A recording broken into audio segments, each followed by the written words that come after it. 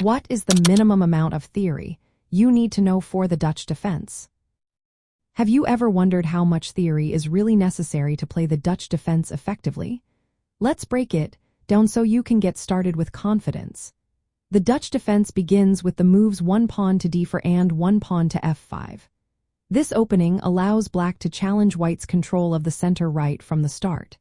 Instead of mirroring white's pawn move, black takes a bold approach with the f-pawn. To play the Dutch defense well, you do not need to memorize long sequences of moves. Instead, focus on a few key concepts. First, understand the main purpose of this opening. Black aims to control the center and prepare for a kingside attack. This often involves supporting the attack with the f-pawn. Next, familiarize yourself with the 3 major variations of the Dutch defense. The first is the Leningrad Dutch, which features a kingside fianchetto with the move g6. This variation requires a bit more theory and understanding of tactical ideas.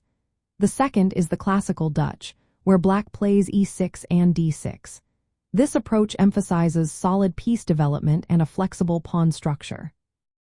Lastly, there is the Stonewall Dutch, characterized by a strong pawn chain with pawns on f5, e6, d5, and c6.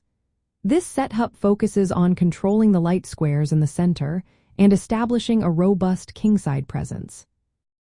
It is also essential to know some basic plans and piece placements. Black should aim to develop pieces quickly. Knights often go to f6 and d7, while bishops can be placed on e7 or g7, depending on the variation chosen. Castling kingside is usually a good idea to prepare for an attack. You should also be aware of common responses from white. White may play c4 or g3 with the bishop to g2. Some players might even choose more aggressive lines like the Staunton gambit with the move e4. Knowing how to respond to these moves can help you avoid early mistakes. Lastly, think about typical attacking ideas.